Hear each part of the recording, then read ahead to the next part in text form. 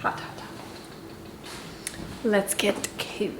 Hi guys, what is up? Welcome back to my channel. I've got my midday pick-me-up. It's like right at 5 o'clock. I just logged off work and I wanted to sit down and chat with you guys and film this video. I love to make a little green tea around this hour for like just a little caffeine boost to get me through my evening if I want to be productive after work and not horizontal. It's like 50-50 productive days versus horizontal days. But anyway, welcome back to my channel. I wanted to sit down and film my what I spend in a week video. I am making it a goal this year to film one sit down video every month because I feel like I get in a routine with vlogging and then I never just sit and chat. I'll do it in my vlogs, but those get kind of mixed up. So I like to just sit down and do one sit down video a month. Last time I did a what I spend in a week, you guys really liked it and I did get a couple people saying they wanted to see more of it. So I love filming these videos because personal finance is just kind of fun to me. Like I really enjoy saving, seeing the numbers go up, paying stuff off. Like I just find it fun. I'm just a very type A person, so I'm very organized and I love to track everything. So these videos are like right up my alley. So I figured we could do another one this month. So let's go ahead and jump right into it. I want to talk about my current financial mindset and financial goals before we get into what I spent this past week. So it's going to be a little bit of a combined video. I talked about this in my last what I spend in a week, but I'm just really over consumption in general. I'm over like giant Amazon hauls and everything else that you see all over social media. I have totally fallen victim to that in the past, and I have been doing so good the past few months since I've started really tracking my spending on not being influenced to buy stuff and not over consuming and thinking I need new everything all the time. So I'm really just still in that mindset, and that is just an overarching goal I feel like forever now, is to do research before I buy things, not fall victim to being influenced to buy things or buying things that I don't need. So I'm still just really in that mindset, and it feels good to finally have like control over it, because I feel like I always just felt like I needed stuff and I wanted everything in the world, and if I didn't have like a package coming in, I don't know, I just needed it, and I'm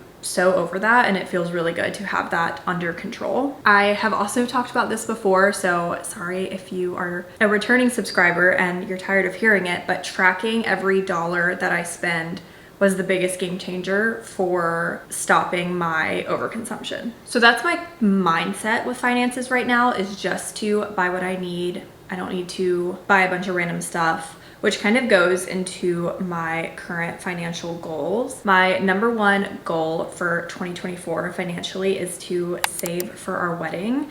So we are getting married end of spring, early summer of 2025. So my whole goal for 2024 is just to save for our wedding. Whatever I have left over every single month is going into a savings account. We opened up a joint high yield savings, so that's really perfect for like a more short-term savings account. We're not going to be investing the money. It's just in a high yield savings, and really just putting everything we have left over into that account at the end of every month to hopefully cash roll our wedding. I do have my own other like retirement and investment accounts, but those are kind of on hold right now. I'm pretty much putting the bare minimum in there just because for the year of 2024, all of my money is going towards the wedding. And for other savings after the wedding, when that is all done over and paid for, any leftover money will just kind of be our joint savings for other things in the future. So it'll just turn into our like future home or general savings account, because I think after the wedding, I guess depending on where we're living and what we're up to at the time, I would like to get into a house at some point. It's all very up in the air on where we're living, what life looks like, of course. But if we are in a good place, we think we're gonna stay put for a while, I could see us maybe wanting to look at a house. The savings is kind of a joint savings for all the exciting things in the future. Besides just saving in general for life, my other biggest financial goal that I've talked about here and there are my student loans, Those are also kind of on the back burner for 2024. I am paying them monthly. I'm paying pretty much the minimum, a little bit over the minimum, but after our spring 2025 wedding, I'm gonna hit those a lot harder. And because I won't need to be saving as aggressively, I can pay those a little bit more aggressively. I don't really know my ideal timeline to paying those off. I wanna say 5 years. Things change. I could get a really good job and a crazy raise, then it could be less, or I could lose my job, you never know, and then it would take longer. So right now I say an ideal timeline would be like 5 years to pay those off, but you never know what can happen with life. I know they're there, but I'm not super stressed about them because it's just kind of part of life at this point. Eventually I'll get them paid off whenever that happens. But as long as after the wedding, we don't have any other huge things to save for, we're just kind of generally saving, I will hit those a lot harder when that time comes. So how I budget in general, as I mentioned earlier in this video, is a tracking every dollar mindset. This just helped me get my budget straight because for the longest time I was doing a budget and then at the end of the month, I wouldn't have any money left over to put in savings. And I was like, what is going on here? My budget says I should have $500 left over and I have none. And it's because I was literally guessing my budget. So I would put, I think I spend $50 a week on groceries and then budget for $200 for groceries. But once I started tracking every dollar, I realized, oh, I'm actually spending $400 a month on groceries. That's just an example of like one category, but I realized there was a lot of different categories I wasn't even accounting for as well. How I budget is I sit down probably every day, every other day for about 5 minutes. I check my bank accounts, I see what has come out of them, and I track it. It sounds like a lot and really complicated, but it really takes 5 minutes a day, if that. And then at the end of the month, you can sit down and have all your expenses right there. And then that helps me to create my budget for the next month. I do have my free budget template listed below. It's exactly what I use. I just changed the numbers on it. It's nothing crazy, nothing fancy. I like to keep it simple. I've seen like the Etsy templates and stuff, and I think a lot of them are really nice and pretty, but all the graphics and everything is kind of overwhelming to me. So I will say, I have it linked below, but just know it's very simple. It's just your basics of what you need.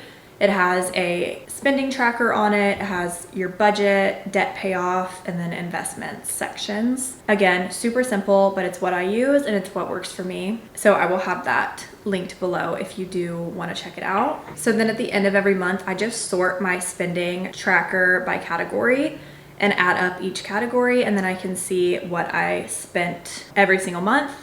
And then I can kind of be like, okay, so I spent more on coffee last month. Let's not spend as much on coffee this month. It's just the best way to really see where your money is going. Okay, so now that we talked about all things personal finance, what I'm doing right now, how I budget, let's get into what I actually spent this week. I always like to start with my fixed expenses because these are things that you need to account for when you're thinking of what I spend every single week. My fixed expenses per month, what it just takes for me to live my life and pay my bills, comes out to $2,299 per month, which is $574.75 per week. So that includes my rent, my water bill, my amenity fees for my apartment, my car insurance, my phone bill, my pet insurance, my federal student loan, and then my subscriptions that I have, which are Spotify, iCloud, and Fashion Pass. These are just things that come out of my account every single month, no questions asked. I guess I don't need all of them to live, like I don't need Fashion Pass to live, but these are just monthly fixed expenses that don't really change very much. I also think it's important to note that I do split a lot of things with my fiance. We split things like rent. He pays the energy bill, I pay the car insurance, just things like that. We split. It's what works for us. I think everyone does it differently. However you do it is perfectly fine. It's whatever works for you. We just split things certain ways and it kind of all comes out even in the wash. We're not super strict on it. So yeah, I do think that is an important note. What I actually spent this week though, it was a really good low spend week in general. I think this might be the best week I have had in a long time when it comes to non-spending, especially filming it, because I find that I tend to film the weeks where I maybe spent more than usual, just because I think those weeks are a little bit more exciting for you guys to see. Like, you don't want me to sit here and be like, I didn't spend anything Monday, Tuesday, Wednesday, Thursday, because that's boring and not very exciting to watch. But you have to understand, when I am on like a savings journey, I'm just like your regular everyday person, that I'm not going out and spending a bunch of money every single day. So I feel like this is a good week to share. That's just a pretty low spend average week for your average person. I'm gonna do a Sunday to a Saturday. So we're starting on Sunday, January 21st. I bought one thing on Amazon. I bought some pre-workout for $28.49. I am really into working out and I'm doing 75 hard. I like fitness. So I do like to buy supplements, energy drinks, things like that to get me out of bed, because I love my sleep and it's hard for me to get out of bed. So yeah, this was a necessary purchase for me. So Sunday, our total was $28.49. Then on Monday, I bought a girly need. I bought a new razor for $13.82. I also got that off Amazon. We will call that a necessity. It's a necessity for me. I needed a new razor. Tuesday was no spend. I don't know what I did on Tuesday, but I don't even think I left the house. So no spend day. We love those days. I love to see that. Wednesday, I went and got my nails done and I got my eyebrows waxed. So it was $85 altogether with tip. I believe the total was $70 and I tipped $15. So total was $85. This is something that I could consider cutting out in the future. I don't think nails are a necessary expense. There was a really long period of time where I did my nails at home. It's just not the same. Like, you definitely can do it. It would take me like 3 or 4 hours to sit there and do my nails. So I know I can do it. I just don't love doing it. Maybe in the future I will get back into the at-home nail game. I have all the supplies, but for now I'm okay with spending my 70, 80 bucks a month on my nails because it makes me happy. So for now, we're keeping that one. Thursday was another no spend day.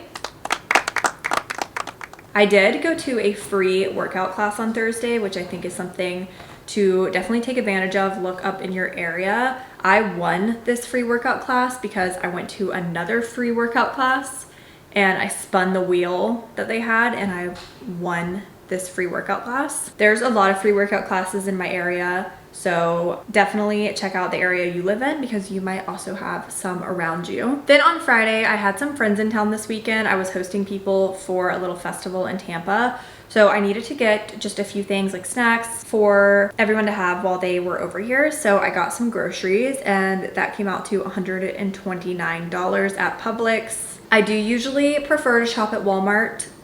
It was just a laziness thing, to be honest. Publix is walking distance, really close to me, versus Walmart is a little bit of a drive. So it was kind of a convenience / laziness thing that I went to Publix. If I'm gonna do a big haul, I do prefer Walmart, but Publix is right here and I just wanted to grab some things really quickly. So yeah, I got a bunch of fruit, I got some muffins, chips, just good old snacks to have for the weekend since I was having friends in town. And then last day of the week, Saturday, was another no spend day. We went to Gasparilla, the festival here in Tampa. I didn't vlog it, so go check that out, which is a free event. So that's really great. We had a big, full, busy day. We went and watched the parade and I didn't spend a dime.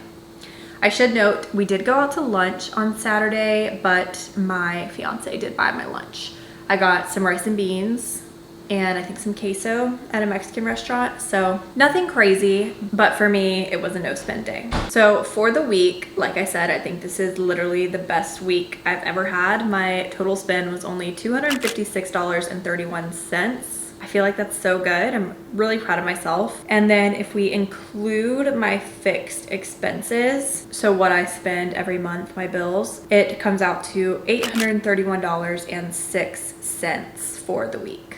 I feel like it was an overall pretty balanced week. I definitely bought a couple things and did a few things for myself. And going forward, if all my weeks looked like this, I think I would be in a really good place. Let's keep this vibe, this energy going. I hope you guys enjoyed this video. If you have any other sit down video ideas for me, definitely let me know because I'm gonna try to do one once a month, like I said. And I will definitely do more of these in the future as well because I just love them. And with that being said, I will see you guys so very soon in my next video.